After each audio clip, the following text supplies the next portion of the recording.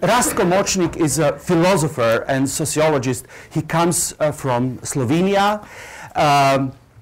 He belongs to this group of, I would say, generally Yugoslav philosophers, not only Slovenia, Yugoslav philosophers who started to publish already in the, let's say, late 60s, the beginning of the 70s, and it was very productive, the production of not only the praxis philosophers, but all over the former Yugoslavia. So it was quite open public space, and especially open for intellectual experiments.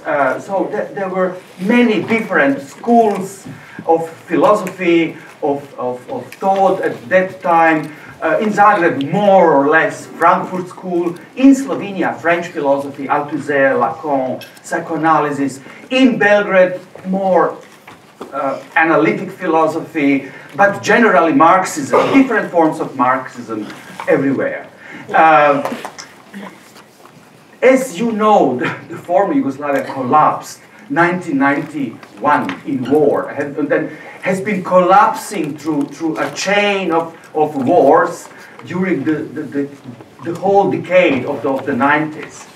And Rastko Mocnik, 1995, published a book which Extravagantia is the title, and one part of the book is essay with the title How Much Fascism?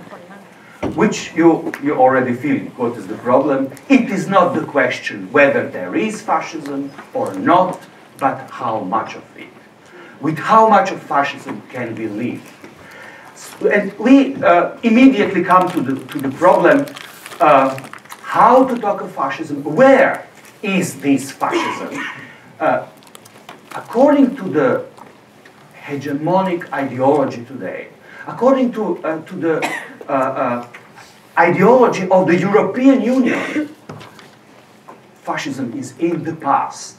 And this is precisely what explicitly European Union and European Parliament defined by distancing itself from the so-called two totalitarianisms, describing the whole European project, the project of European integration, as a post-totalitarian project, politically and ideologically.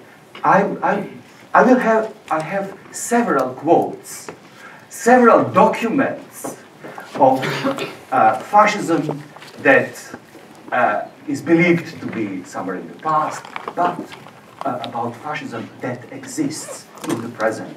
And I'll go through these few quotes so that you get an idea about, or help us to answer this question, whether is fascism a matter of or a problem we should deal with in the current reality, political and historical reality. So, it was in the April 2009, European Parliament voted on the declaration that condemned totalitarian crimes and called for the recognition of communism, Nazism, and fascism as a shared legacy. Everything is put together. Auschwitz with universal healthcare, socialist healthcare, and socialist welfare state. Different forms of socialism. The fact that actually Yugoslav, so-called self-management socialism, declared Soviet-type socialism as a form of monopoly capitalism that is worse than the Western one. Everything has been forgotten. There is only one legacy, legacy of totalitarianism. According to this legacy, according to this logic, fascism is in the past, left behind, and we live in a world which has liberated itself from both so-called both totalitarianisms. But let me jump directly into the reality, so as to argue how fascism plays a crucial role in the shaping of our actual political reality. You know that a week ago, Syriza and the whole Greek project that started to find challenged the concept of austerity, the politics of austerity, had to retreat from this radical anti-austerity politics.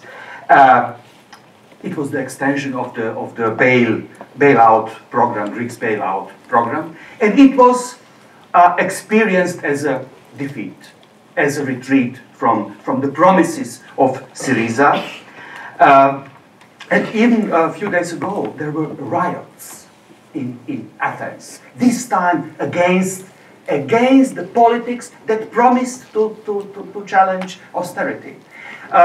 We all somehow believe that Syriza was squeezed into the corner, has no other option, and had to admit the defeat.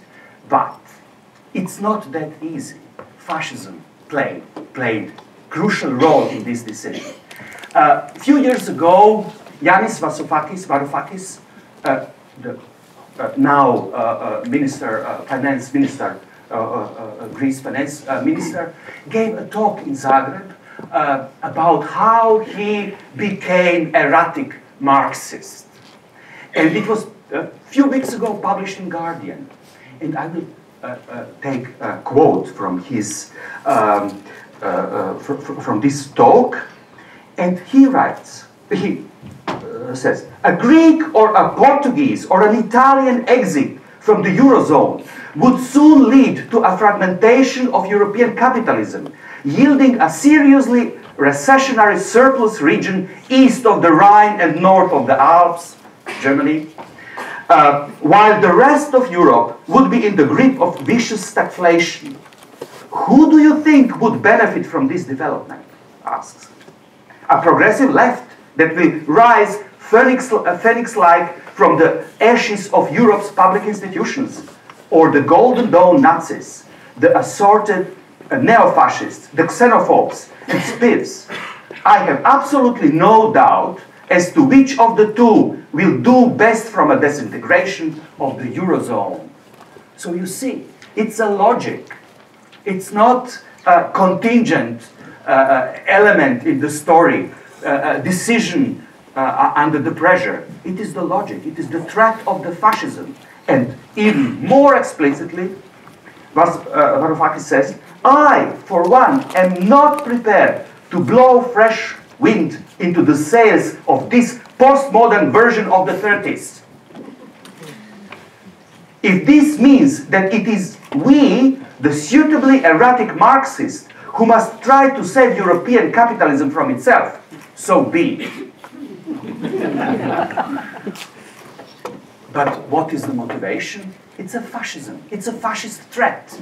This is the logic. This is the logic behind this attempt to save Eurozone and Euro.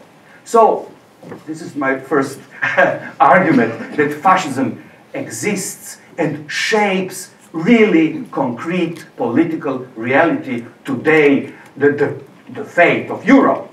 This is what those who challenge this capitalism say themselves. And just to remind you, it is not only today. This is also experience Rastko and I share from former Yugoslavia, this catastrophe or civil war, this feeling that we had this experience, again, experience of fascism. That generally, the situation of the so-called transition, post-communist transition to democracy, after the so-called democratic revolutions, that it has something to do with fascism. Not by chance. The beginning of the book, Rastko opens his essay with a quotation from one journal, refugee journal actually, Bosnian refugees in Ljubljana at that time, and one journalist, Slovenian journalist, wrote for this journal a text, and this is a quote. I will give it. Let me give you the quote. All European states with the exception of Great Britain, succumbed to the German onslaught without much visible resistance. 40s. Capitulated and soon enough established collaborationist regimes. All these states that are members of the European Union today, with the exception of Churchill's England, and all their neighboring states, were fascist states in the 40s. Europe was liberated from these fascist regimes by the English and the Americans. He forgot, of course, Soviet Union and Red Army. But anyway, it's symptoms. Yeah. That is why the only thing Europeans can celebrate on the 9th can be liberation from fascism, but not victory over it. So this is 95. And I'm going back to 46. The thesis is you have heard. Europe had been integrated already in the 40s under the fascism. And let me give you a quote. It is 46. It is not only the conquest of Europe, what Germany achieved in the 40s, but also the integration of the old continent, the European superstate. It's George Orwell, writes 46, already about united Europe under Adolf Hitler. So this is by Orwell, and do you probably know that 1940, George Orwell published a text in New English Weekly, his review of the English translation of Mein Kampf, 1940.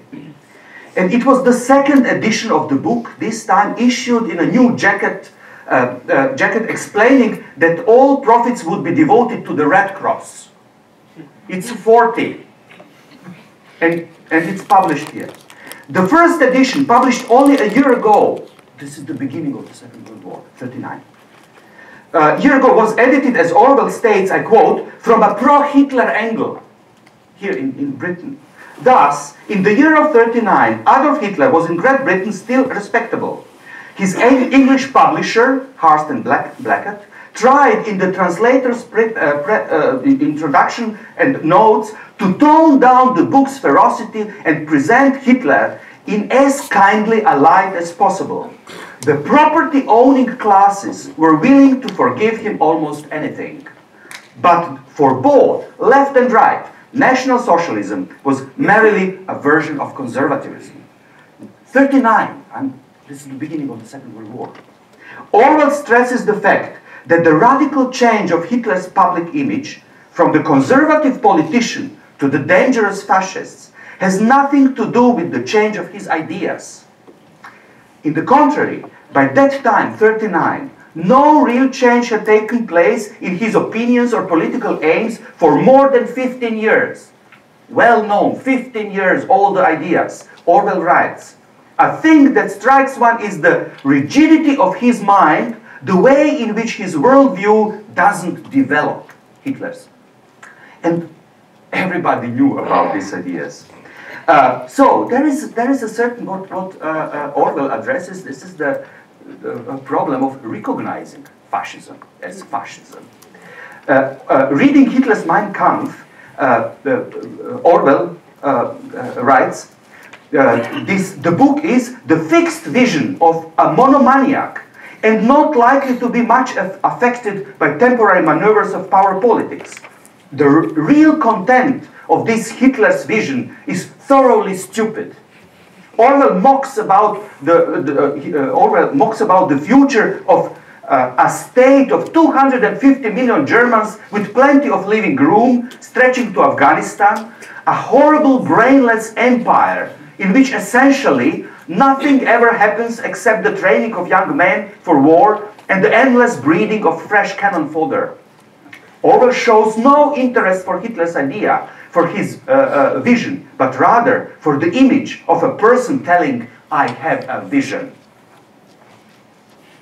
An enormous he speaks about an almost emotional appeal of Adolf Hitler. Even he, Orwell, was attracted by Adolf Hitler. He compares Hitler's image with the picture of Christ crucified. The German dictator makes an impression of an extremely suffering man. He is the martyr, the victim, Prometheus, chained to the rock, the self-sacrificing hero who fights single-handed against impossible odds. And I quote Orwell, "If he were killing a mouse, he would know how to make it seem like a dragon. One feels that he is fighting against destiny, that he can't win, and yet that he somehow deserves to."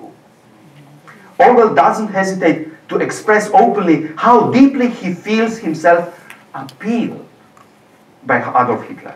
"I should like to put it," I quote, "on record that I have never been able to dislike Hitler. But at the same time," Orwell points at something also very interesting, "I have reflected that I would certainly kill him if I could get within reach of him."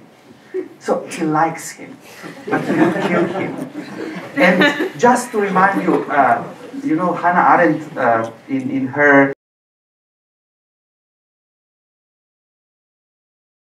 she took as motto Bertolt Brecht's poem Deutschland gleiche Mutter.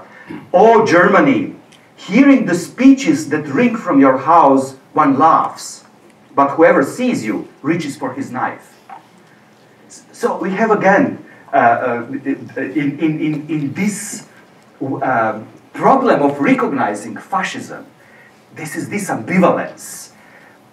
It's attractive, but the only way to dealing with it is violence, is brutal violence. Both Orwell says he would kill him, and it is about, you know, taking a knife and killing. It's very open. So Orwell criticizes the hedonistic attitude to life, typical for nearly all Western thought since, at that time, since the First World War. He mocks about the socialist who is usually upset when he finds his children playing with soldiers. But this socialist, says Orwell, is never able to think of a substitute for the tin soldiers. On this level, Orwell makes a difference between socialism and capitalism on one side and fascism on the other. The first two have said to people, "I offer you a good time," but Hitler has said to them, "I offer you struggle, danger and death." And as a result, whole nation flings at his feet. Hitler knows that people don't only want comfort, safety, short working hours, hygiene, birth control, and in general common sense, they also want struggle and self-sacrifice. This is Orwell. Again, quite ambiguous, you know, figure himself. But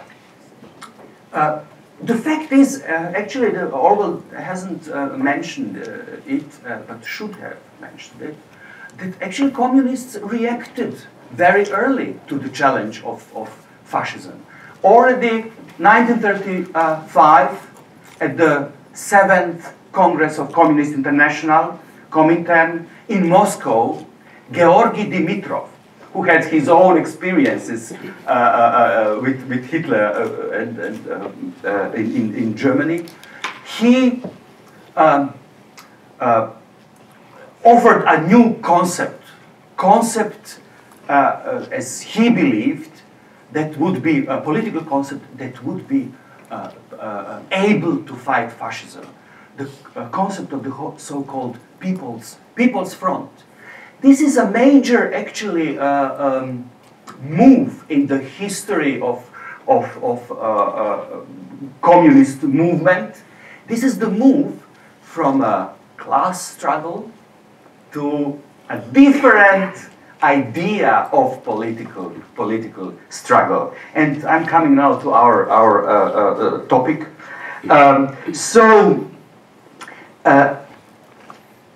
The policy of the People's Front, it represents an attempt at a fundamental correction of the policy of the radical class struggle, which had already been called into question in the face of the fascist challenge. The project of the emancipation of the working class distances itself from the dictatorship of the proletariat and aims for the broadest possible unity of democratic forces that are prepared to resist fascism. Dimitrov redefines the notion of the people. The people are all those who fight fascism. And he taxatively, mentions who are the people. Who are the people? People are youth, women, farmers, blacks in the USA, manual laborers, Catholic anarchists and unorganized workers, the entire working population, social democrats and independent socialists, churches, intelligentsia, certain sections of the petit bourgeois, oppressed nations of the colonies and semi-colonies, national liberation movements, but also those he calls democratic capitalists become part of the people. In Dimitrov's view, they were opposed by a kind of fascist alliance. The rich, capitalists, landowners, reactionaries of all kinds, banks and corporations, the power of finance capital, and fascist dictatorship in general. What Dimitrov specifically invokes with his anti-fascist strategy is nothing other than a new split in society. Again, we the people means we who fight fascism. As you know, it was already 35. A year later, Spanish Civil War starts. And Spanish Civil War is the defeat, the first defeat of the concept of People's Front. But actually, the concept functions perfectly in former Yugoslavia, where on the ground, this was the concept that had been used concretely to fight fascism. And 1943, Yugoslavia had been re-established by the partisans who fought fascists on all fronts in former Yugoslavia. And in this declaration of Avnoj, which is anti-fascist council of Yugoslav peoples, there is only one sentence that explains why Yugoslav peoples, nations, should unite in one state. This is the reason is they fight fascism. This is the only reason. No any identity claims whatsoever. No common language, no common history, no common culture, nothing.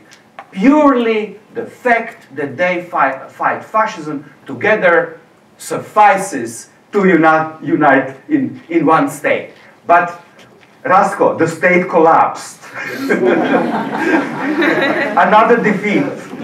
Okay, thank you, Boris.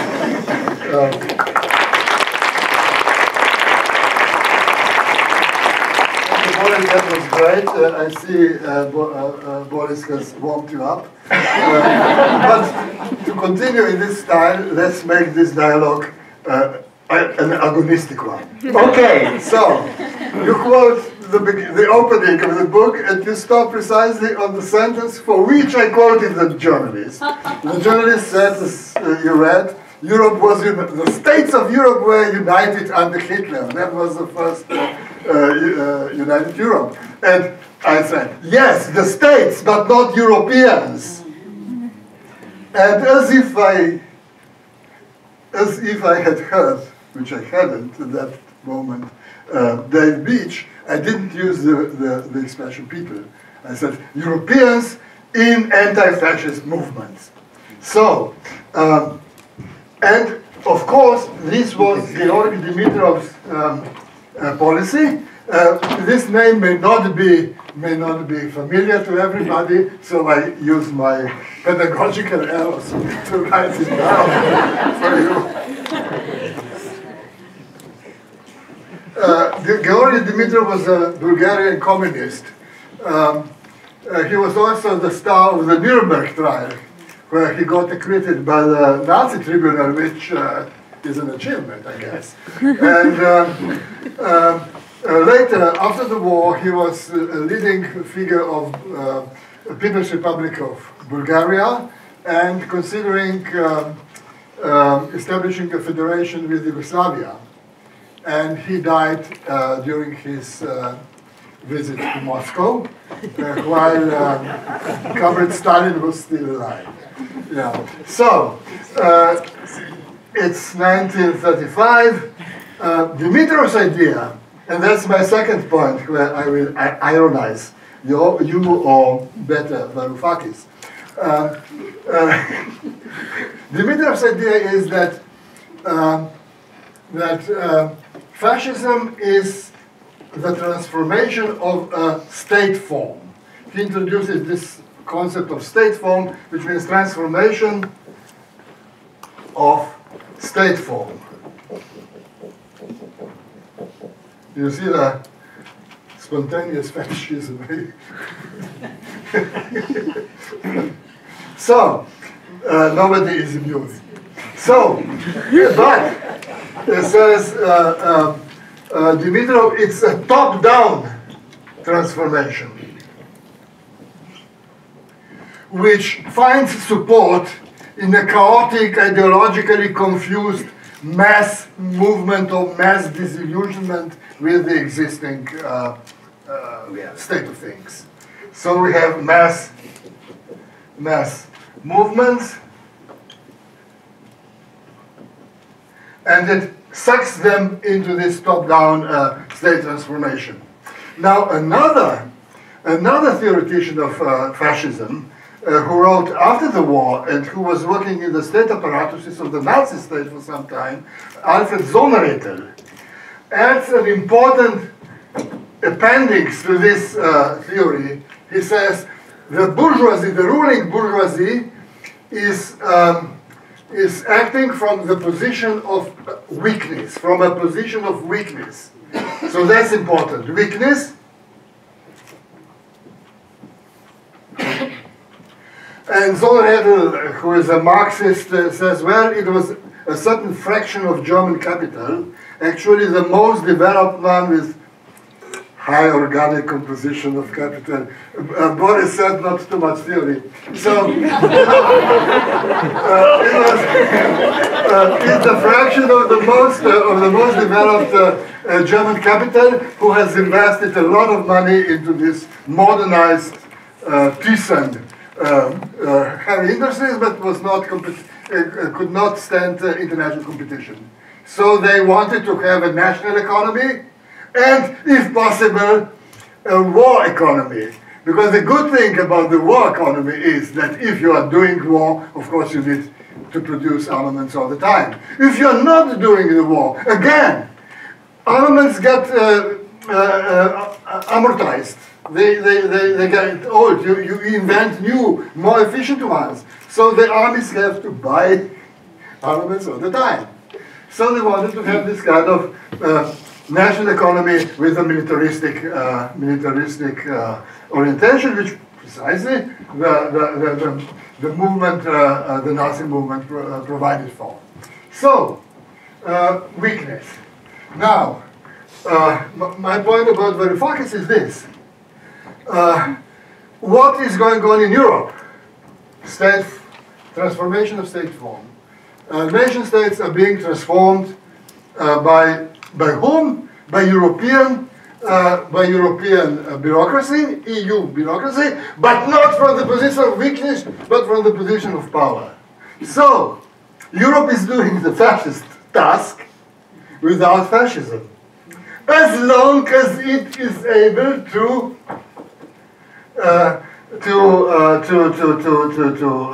act from a position of power. But this, of course, will not last. Not only it is internally challenged, it has already lost the global competition. It has never caught up with the United States or Northern America and Canada. It is losing its. It's already lost against China and India. So But fortunately, we don't have a mass movement of Europeans. We only have national movements of this extremist and radical type. But imagine, look, European ideology, EU ideology, which seems to everybody ridiculous. It is inherently racist. Yeah. What we have invented everything.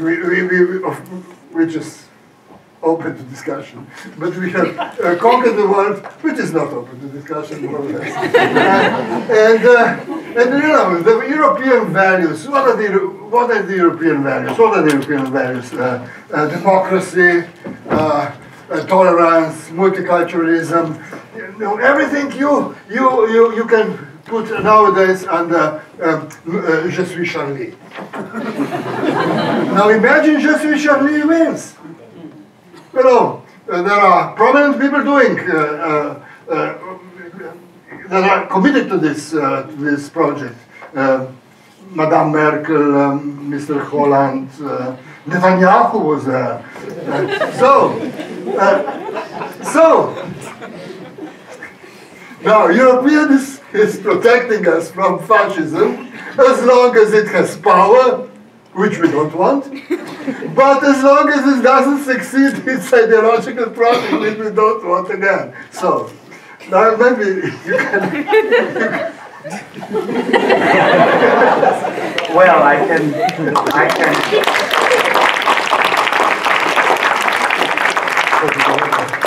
Yes.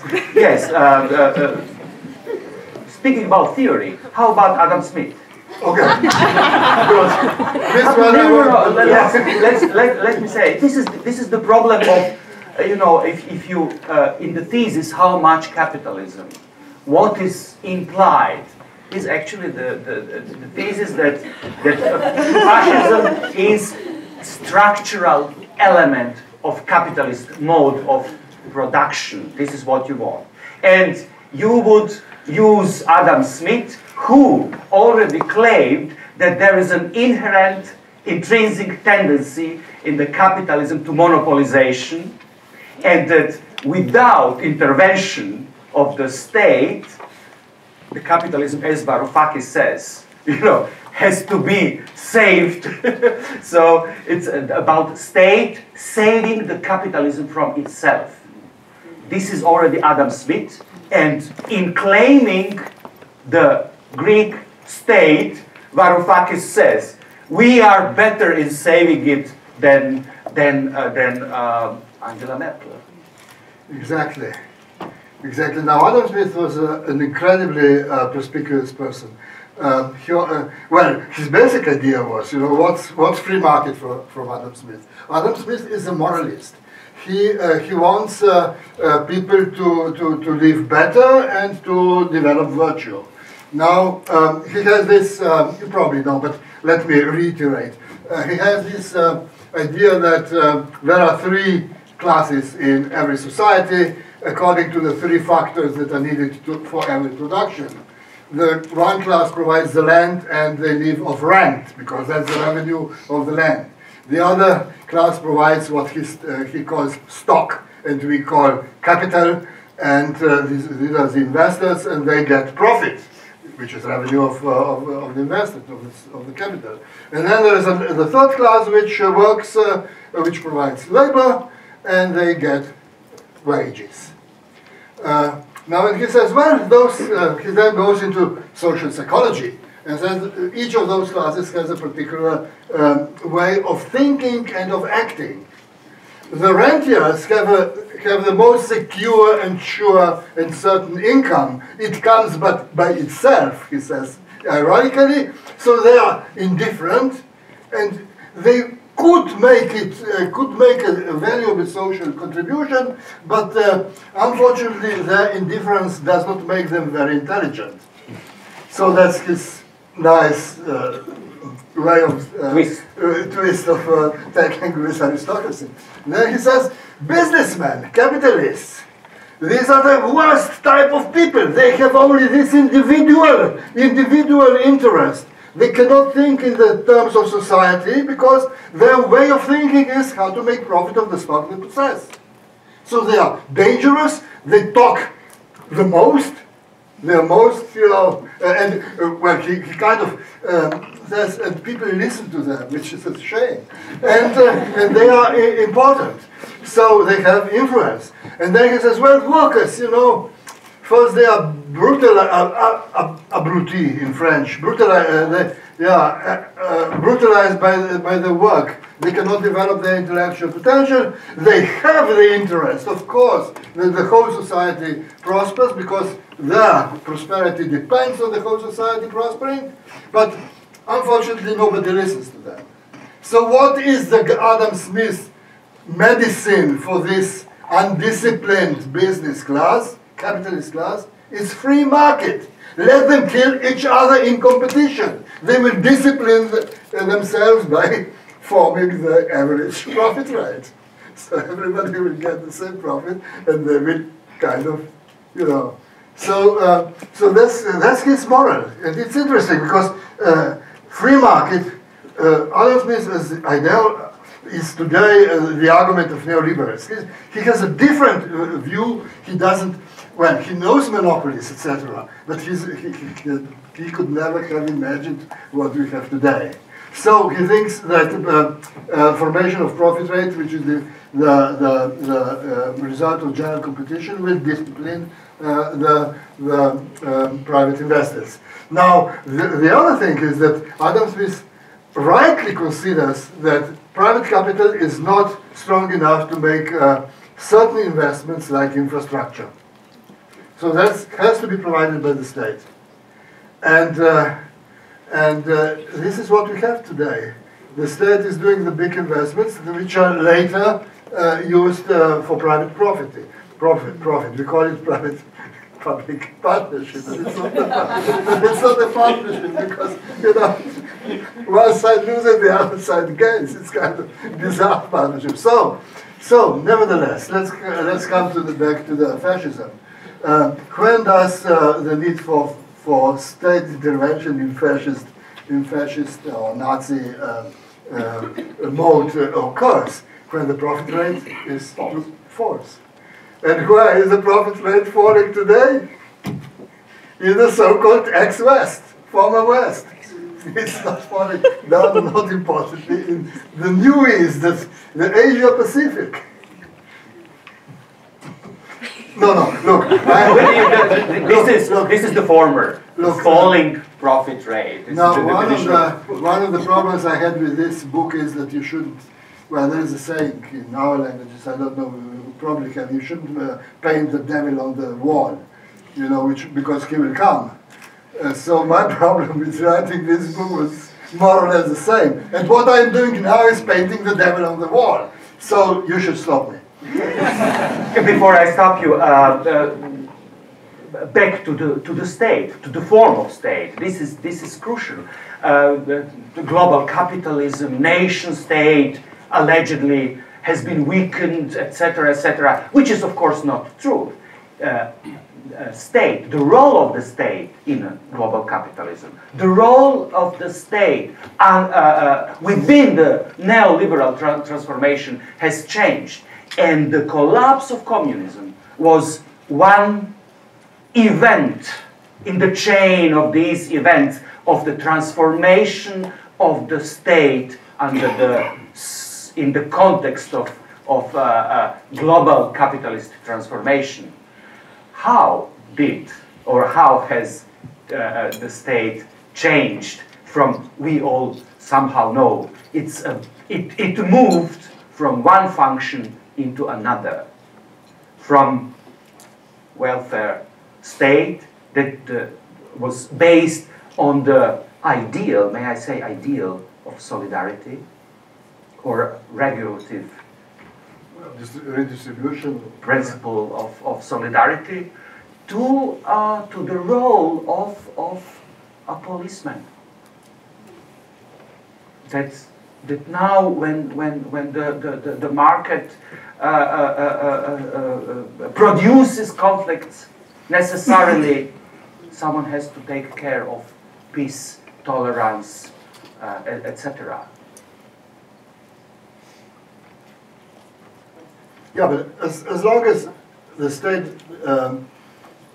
provides this, how would say, civilized repression, you would have this liberal type of state of emergency, actually,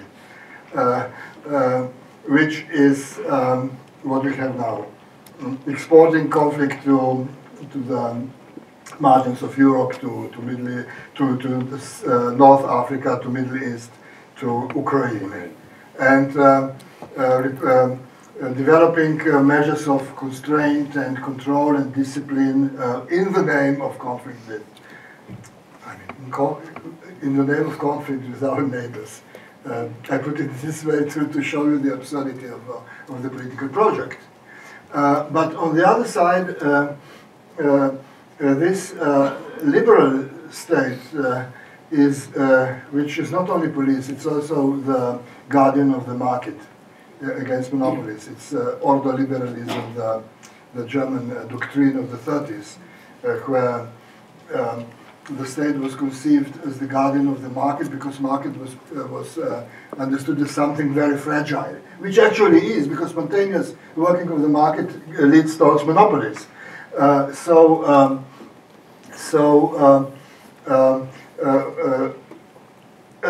long as the state can provide those two functions, policing and defense of the regulation of the market, free and unhampered market,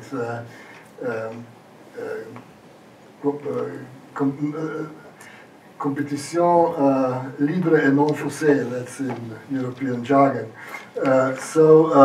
It can remain on this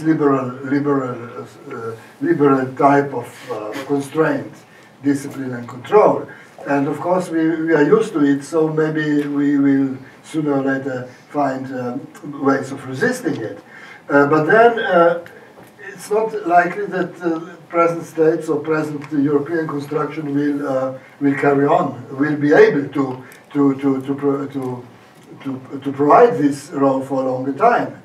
And the question is whether by our resisting the liberal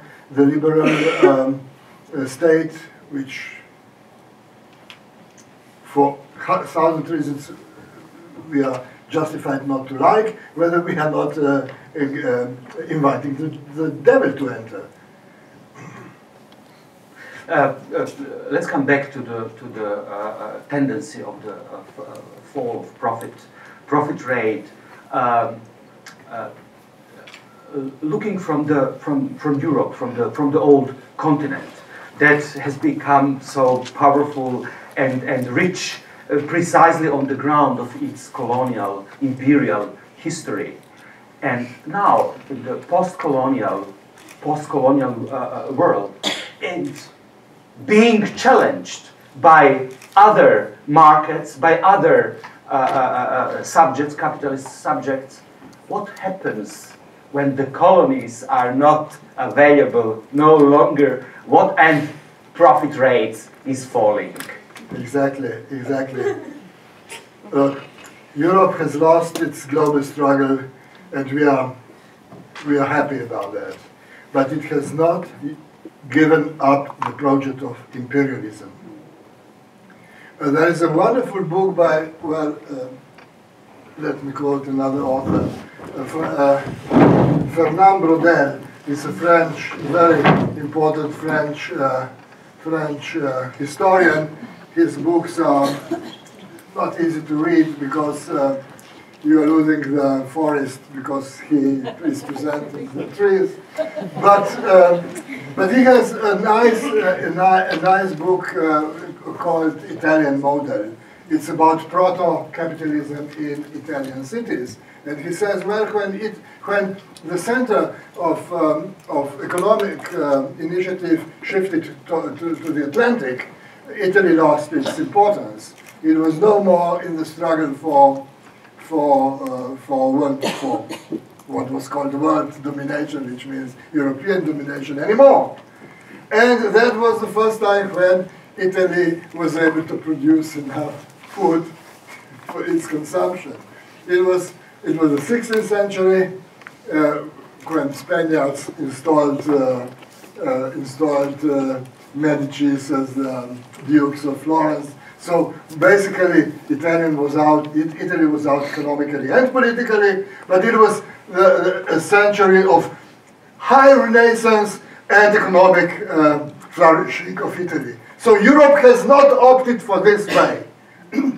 Europe opted, or European Union opted for the Spanish model.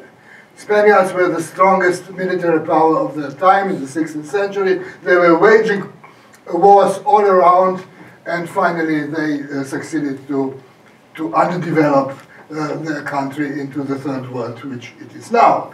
So, sorry, but basically, yeah, why? Why? Because it's becoming a colony of Northern Europe, as is Greece, as is former Yugoslavia, as is Italy without knowing it, and Portugal.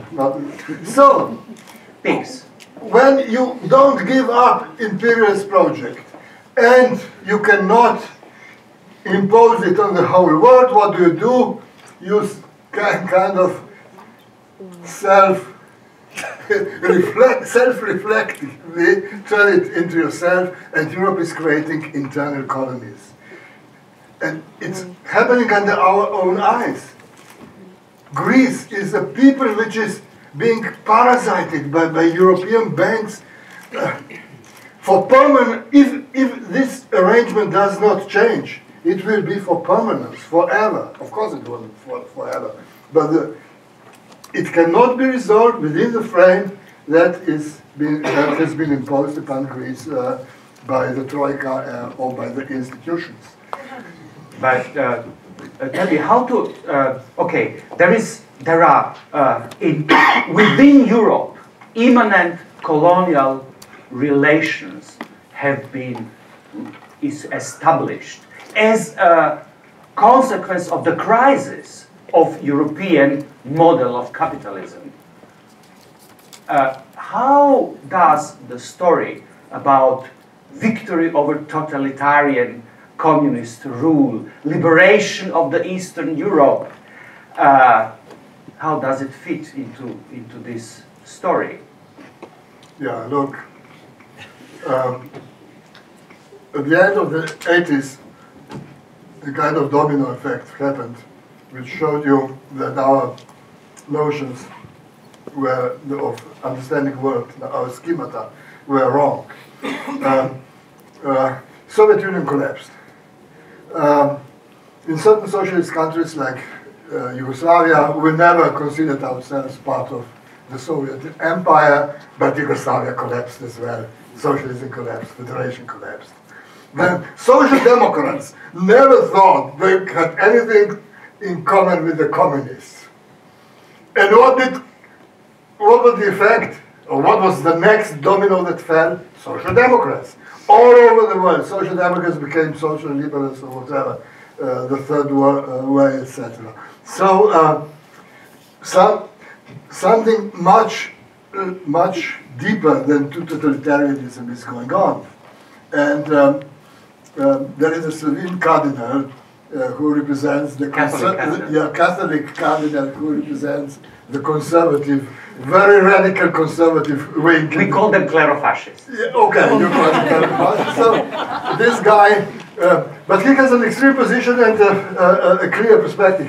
He said, at a very early stage, in the 90s, he said, it's not the fall of communism, it's the fall of the Enlightenment project.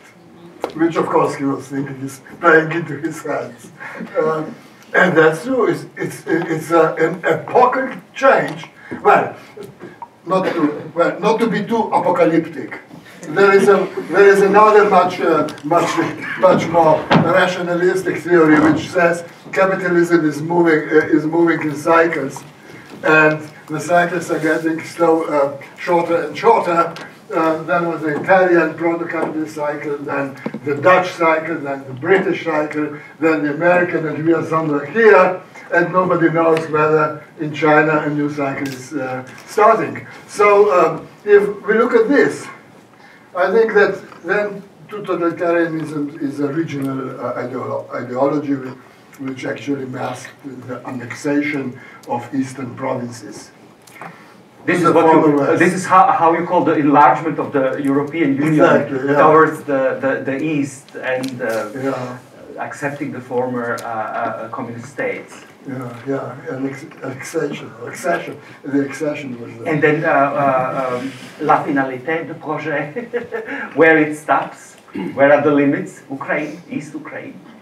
Is it a fascism? Well, Ukraine is an interesting case which actually confirms this kind of collage theory of fascism here. It's a failed nation state. It's a nation state which was unable to form a national bourgeoisie. The ruling groups are not a class. It's a kind of predatory. We call them oligarchs. Tycoons, oligarchs, whatever. Yeah, that's how people call them, and that's a popular. It's quite intelligent. Yeah, so they are a predatory class, and what they can, in their project now, half of the project of this predatory class is to become comprador bourgeoisie vis-à-vis European Union, and probably the other part wants to do the same with the support of Russia. So you have a new type of ruling class, comprador bourgeoisie, which has developed in colonies and ex-colonies, and they are the weaker class. They are the weak bourgeoisie. And in Slovenia and in Croatia, and probably in all former Yugoslavia, the fascist mass movements were supported by the weaker, by the groups that were to become comprador bourgeoisie, which is on power now.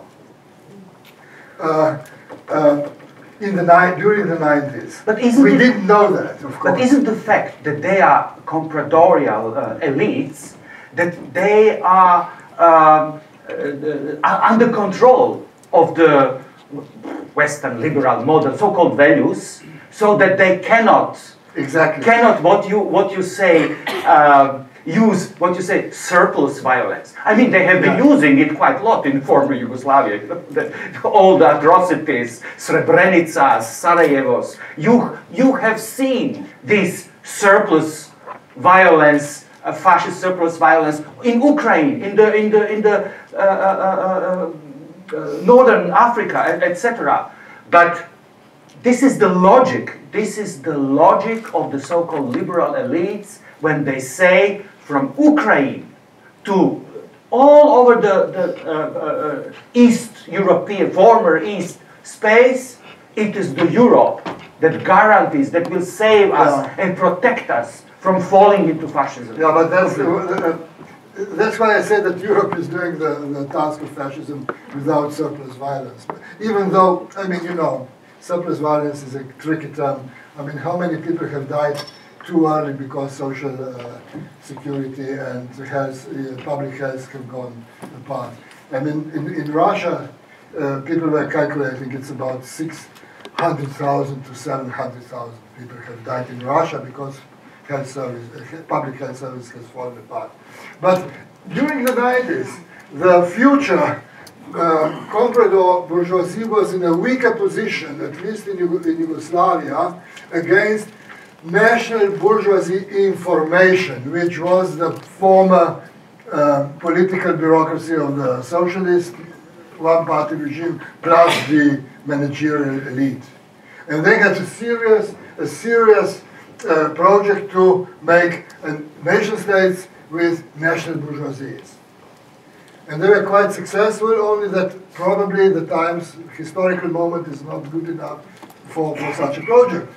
You cannot have national economy anymore, especially if you are a country like Croatia or Serbia or Bosnia, small countries. So, but in Yugoslavia there was, you know, in other countries the weapon of comprador bourgeoisie against the socialist elites was illustration.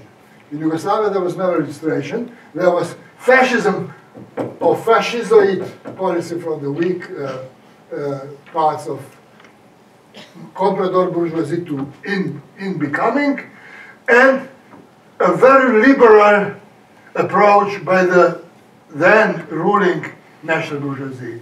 And the success story of Slovenia is linked to the post-communist managerial and political elites. There were people who were ruling all the time from the 70s on, and they were good at doing it. But this project, of course, and look, these are local stories, but it's very interesting. During the 90s, in the name of accession to the European Union, a class compromise was formed between national bourgeoisie in becoming and the workers' movement, the trade unions. It probably was a rather typical post-colonial situation. That you have the working masses who support the national bourgeoisie because they think they will establish a national economy where redistribution can be arranged. So the working masses, at least in Slovenia, were bearing the burden of accession conditions in the name of joining European Union, and the result of joining European Union is, of course, national bourgeoisie is out, comprador bourgeoisie is on power, and trade unions are are now undergoing European destiny. Not in all Eastern European countries this model has succeeded. Some has succeeded in forming their own national bourgeoisie.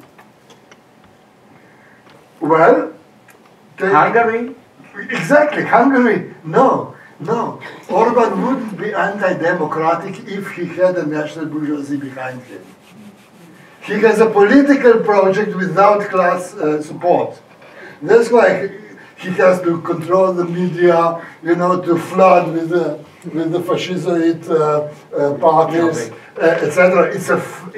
They sold their national economy at the very beginning. They have no economic basis for creating national bourgeoisie, but politically they still have not, or at least Fidesz has not realized the historical situation. So they're kind of, desperate fascistoid politics because they're behind the history, but you should never say that.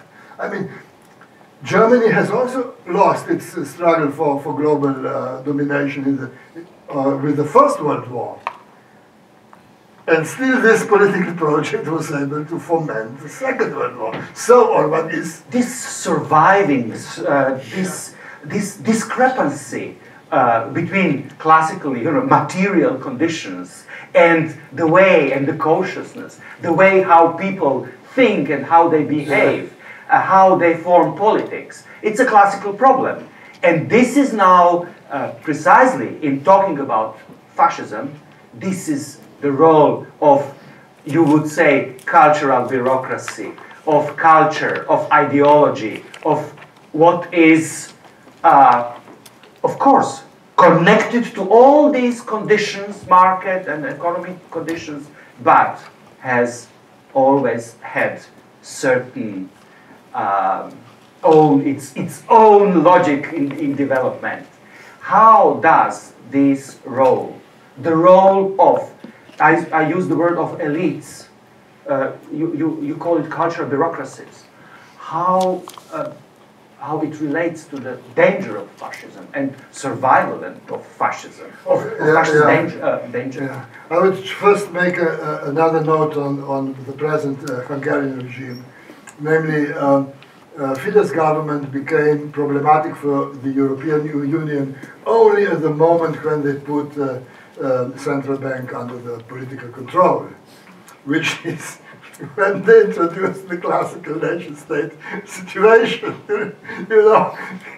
Central banks in the so-called welfare state were always under political control. That was one of the most important levers of redistribution of riches. So, but when they were cleansing the cultural media institutions of their liberals, left liberals, it was not the problem for European Union. Not until then they, of course, started this democratic rhetorics. So that's about Hungary. So, you know, sooner or later, European Central Bank will have to be put under political control. And maybe Orban is the avant-garde, not the residuum, you know, not this kind of ethnographic leftover curiosity. Yeah. But speaking about cultural bureaucracy, my book is basically a polemics against educational system, cultural institutions, and national culture, which was turning into ideological apparatus. Exactly. If I may say. Ideological apparatus is conceptually speaking, yes, and against national culture that was turning into a cultural fascism at that moment. So, what is cultural fascism? I think this is. Now look, you said not too much theory. But, look, there are two ways of forming a nation in Europe. One is top-down, as in France. You know, you have a state, and then the state needs some social support and forms a nation to support this administrative construction. And this is the nation-state. With national language, the state prescribes what is right to say and what is not, etc. So that's the French model. Now the other model is the German model. You know, you have very many small feudal unities, kingdoms, and whatever. So you don't have a unified state, but you have a united culture. And yeah, you have the German culture. Romantic. It's a romantic project. It's a, you have not culture, spirit. They call it spirit. Oh, yeah, guys, national spirit. Yeah. With even the Humboldt's definition of language is that it articulates the spirit, unique German national spirit. This is the it's the culture that integrates the people, and it's that the state comes from this already unified social field. And Croats, Serbs, Bulgarians, Slovenes, Czechs. Well, Czechs are the superpower in the Middle Ages, so we should speak about that. But those small nations are the German type of nation states. So my idea is that big spirit and small spirit. Yeah. And now there's. I should enter into some theory. Should I repeat? Yeah. No. That's clear. Look. Secret Christopher Way. The great, you know. You said we were Lacanians in that times, and Lacan is a retour of Freud, it's coming back to Freud. And I think that for fascism, Massenpsychologie und Ich-Analyse, mass psychology and analysis of the self or the ego is still valid. So the great theoretical invention of Freudism, or of Sigmund Freud, is the distinction between subject and the self, or the ego, or the ich. You know, all the standard psychology does not make this distinction. And in Freud, it happened, it happened, how do I say, historically, biographically.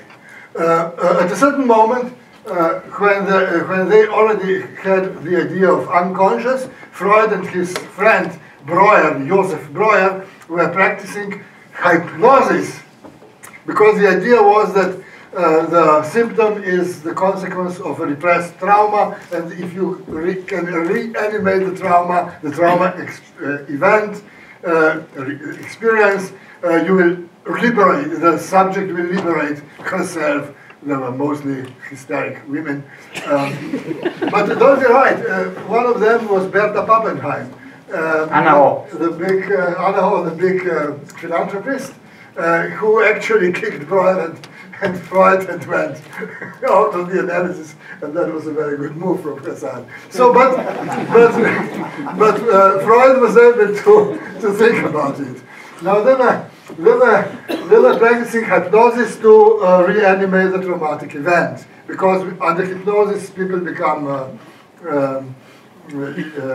manageable, manipulable, and the blocks, the censures fall down. Now, hypnosis is an ego mechanism. It resides on what Freud nicely calls Verliebtheit, which is untranslatable into English. It's not love, it's Verliebtheit. What's Verliebtheit? Falling in love. No, It's kind of condition, constant condition of being in disposable to love. Yeah. falling constantly in love. So at a certain moment, when the patient was lifted out of the hypnosis, this young woman embraced Freud. And Freud has a very witty note. He says, not for a moment I was ascribing this gesture to my attractiveness.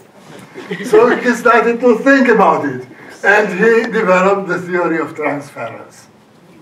Transference, which means this special relation between the patient and the analyst, which is the basis of psychoanalytical process. So you have theory of transference. First, that's theory, and only with this theory you can have practice that is able to act. I told you, the theory is dangerous. Look, Yeah. we are so far away from fascism. No, fascism is here. That is Now, my idea of fascism is this. Fascism is mass psychology. It's manipulating with ego processes, ego mechanisms.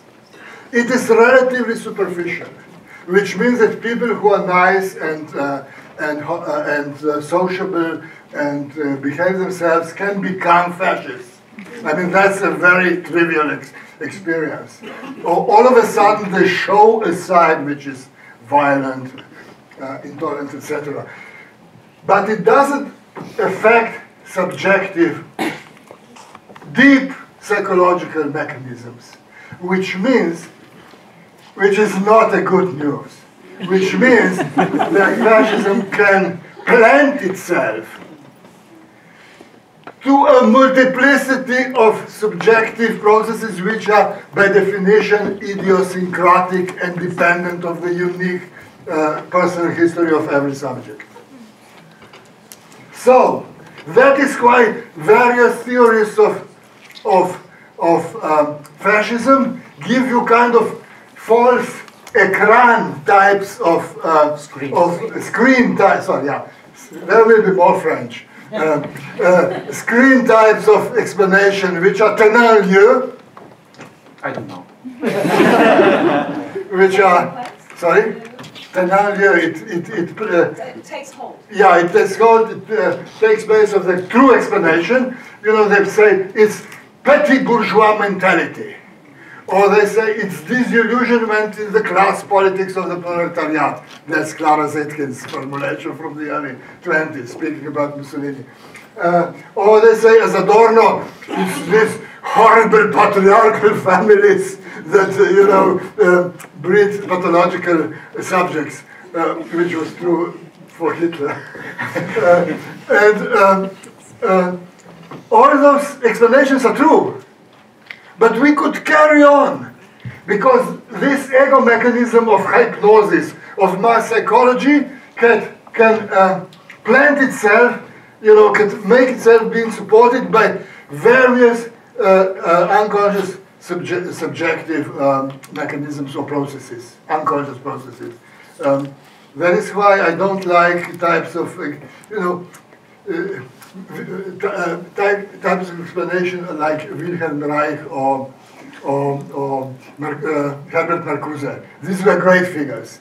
I mean, Wilhelm Reich succeeded to be kicked out of the Communist Party and the International Psychological Association at the same year. And I call that an achievement. So they are great. But they go too deep. Fascism is here, as Freud rightly saw. And that's why it's dangerous. There is no immunity that would be granted beforehand, and yes. Yes. Can I just ask a question? In the analytic situation, the way in which you break a transference is through an interpretation that produces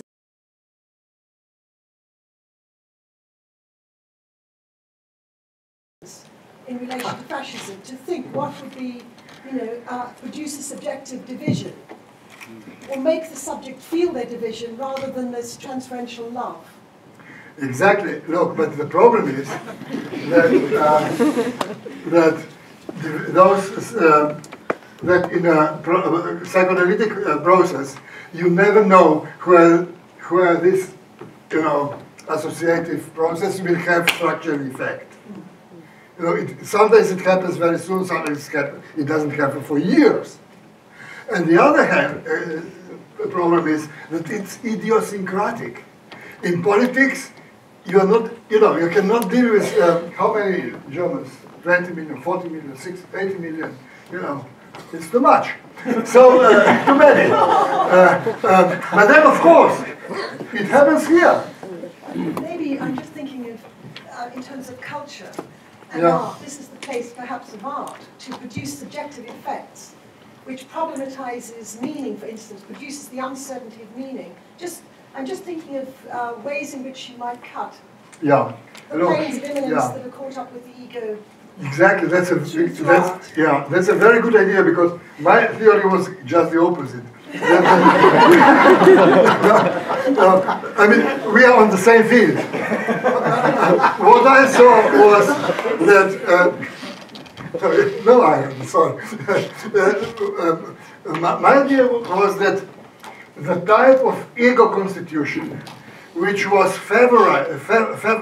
which was preferred or favored through the schooling apparatus, especially elementary school, which grabs everybody, via national literature, via the special mix of written and oral culture which national literature presupposes. Namely, you are supposed to be able to read the canonic texts, and you are supposed to be able to discuss them, to interpret them, and you are not supposed to write anything like a canonic text. So you have a particular mix of written and oral, and both are acts upon authoritarian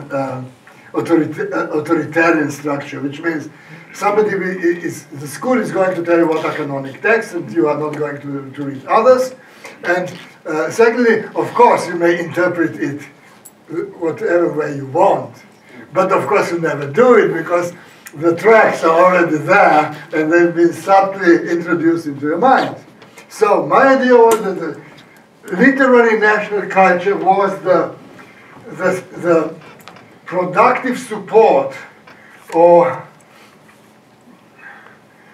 upon which a fascist appeal or interpellation, to use the concept, was able to work upon.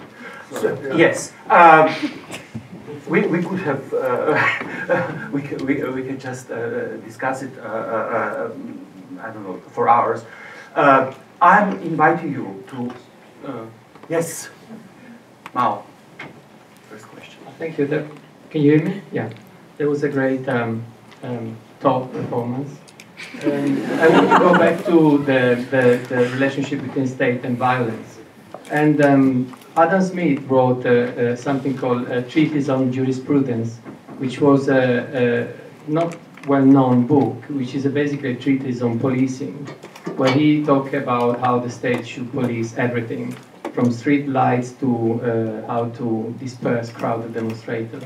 So in a way, capitalism, even in its theory, has always been associated with police violence or violence. And in fact, Lenin's theory of imperialism is about that. It's about state, nation-state that expand globally. Of course, for Lenin, the problem was how to catch up with that. So I think perhaps you can think about, I don't know if the notion of how much fascism is really the right question. Maybe we can think about how much capitalism. And the second thing is about Europe. The first time that the notion of Europe came out historically was with the Treaty of Westphalia, which was a peace treaty among nations. It was the first time nations recognized the sovereignty of other nations in a moment of peace, which obviously started, that was supported by the national bourgeoisie, and that was the end of the old order that you was describing, the 17th century order, and the start of imperialism on a global scale.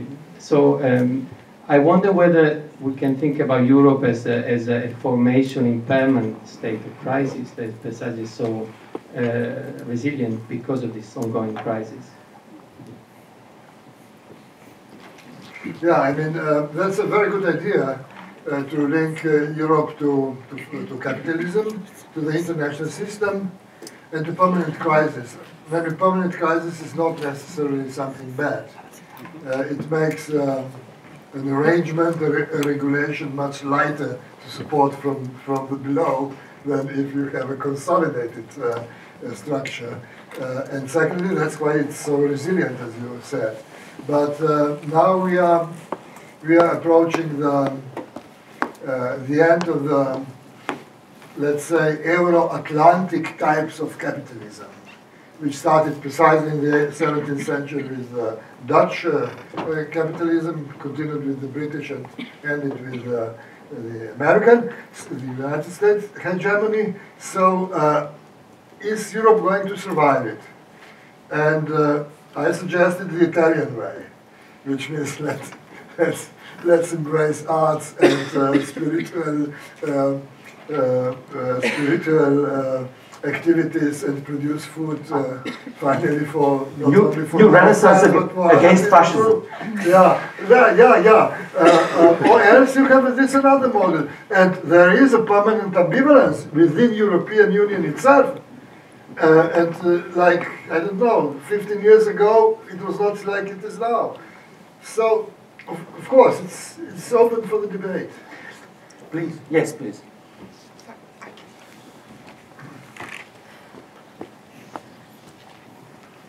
Hi. You mentioned briefly in your talk, you mentioned the Je suis Charlie. And I was just wondering if you could talk a bit more about that in relation to the current presence of fascism in Europe, and yeah, I was just interested in that in relation to what you were discussing more kind of currently. Yeah, I mean,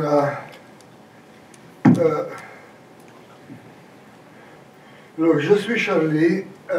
Let me take. Look, it's an irritant question because I'm not good. I'm far away from defending terrorist violence and killing journalists, etc. But so let me take a more theoretical approach.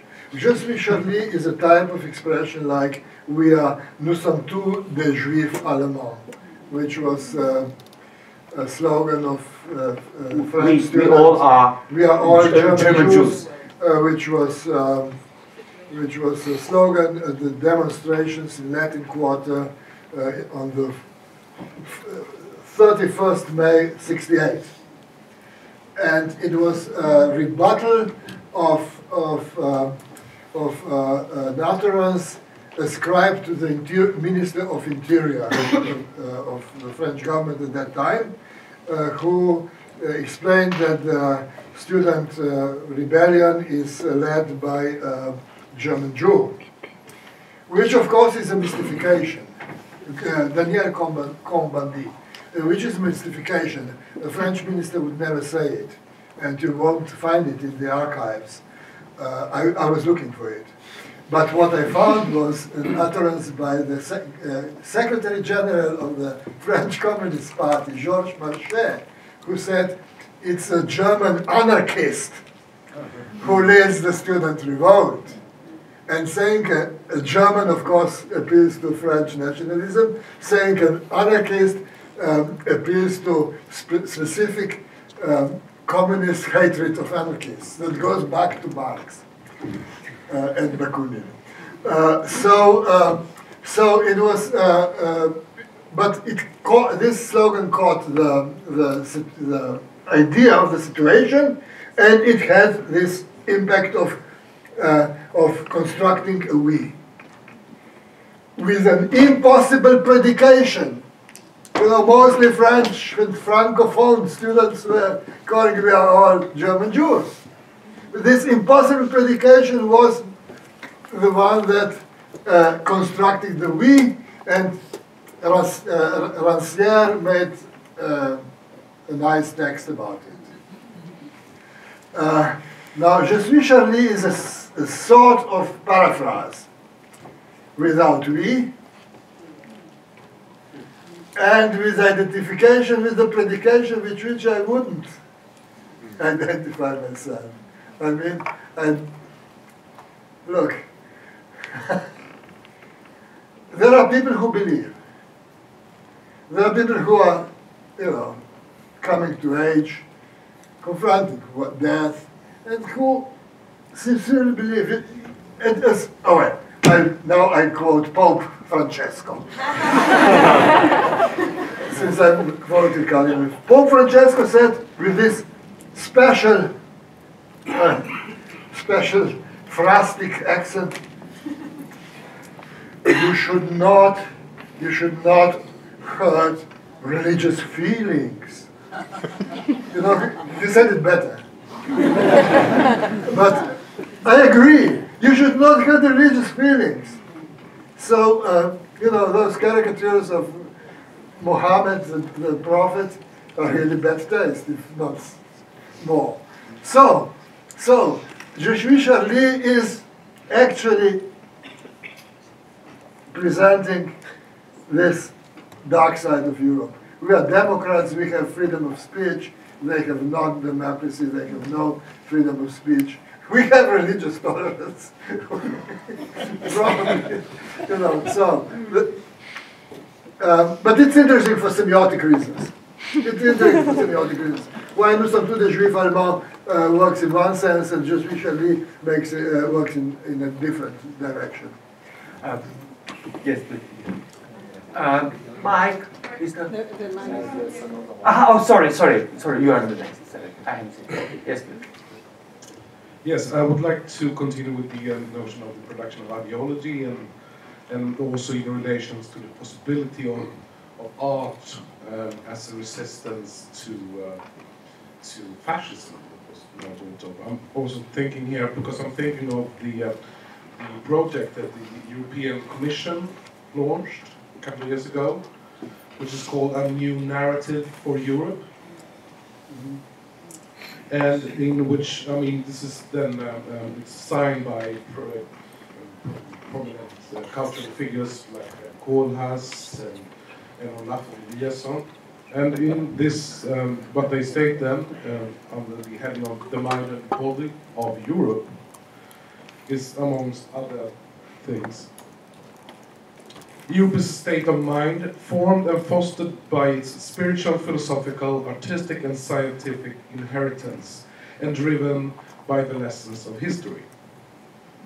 And I wonder, is this really a development that we should affirm?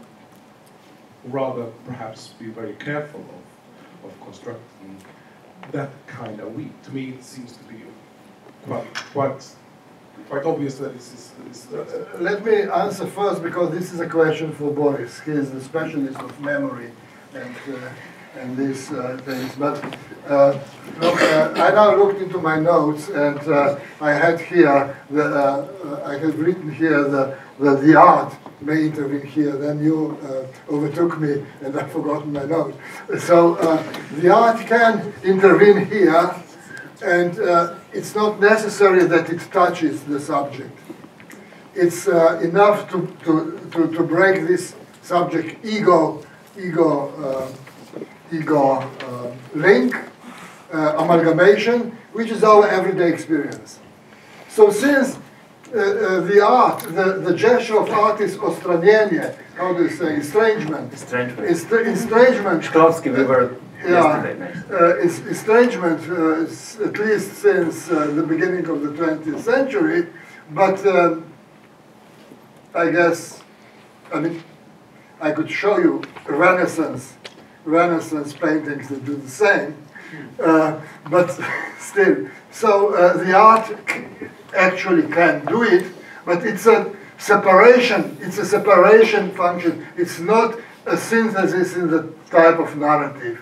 I think that the progressive politics develops itself through separations, through breaking this amalgams through which dangerous social processes and mechanisms proceed. But Boris is the nobis ipsis syllamus. You are. Yeah. I won't. I can privately because more questions on the topic. Yes. Just sorry, Jan. Where is the mic? Microphone. Yeah. Okay. I have. Yeah. Yes, please. Yeah. So basically, maybe less a question than. I simply feel obliged to share here with the audience because I would assume that most of Can you a little bit louder, please? Yeah, haven't heard. Just approach it. So that most of the audience hasn't heard of the epitome of fascism in the Balkans called Skopje 2014. It's an architectural redevelopment project. I'm lucky enough, or by the time I finish saying this, maybe you say I'm unlucky enough to share the same cultural heritage with you. So I come from former Yugoslavia, and precisely Macedonia. So basically in 2012 we have monuments that basically are amalgamation of fascism that you spoke about and public art that we spoke before the break, before the lunch break. So I don't know if you can see the picture. So We've seen it. I wish I could show it there. Yeah. So basically, this is a copy of Arno Brecker's, Hitler's favorite sculptor, which is being built in 2012, funded by the public without their consent or any sort of input. Yeah, by our government. It's just a bit more pop, more kitsch. I mean, by the international press, the entire project. I mean, maybe you can, people that are online can input in their search Skopje 2014 to see what I'm talking about. So, since you mentioned Prometheus before. Okay. Can you quickly answer the question and we close? No, I know what you're talking about, but I still have this problem. That, it is kitsch, it's not art. And we should. Fascist. Yeah, why is it? You know, why do you perceive it as a kitsch? Instantly, intuitively. I was tying in more onto the fascism than kitsch. Yeah. Look, I would say that this still comes from the special situation in which Macedonia finds itself. It still has not got a name. I mean, as an outsider, I think this is a very defining situation And we are speaking about Greece. You know, who is preventing Macedonia to have a name? It's not called Macedonia, it's called Fyrom, former Yugoslav Republic of Macedonia. I mean, what the hell? Former West. Well, the country itself prevents itself from yearns so much to become part of EU, but does everything against it by building, you know, nationalist theme park, Disney World architecture. Sorry for interrupting. We will. That last question. Do you have a mic? Yeah, it will come. Yeah, it's coming. We will. Yeah, it is coming. We will then. Where is it? Yeah, here. Yeah.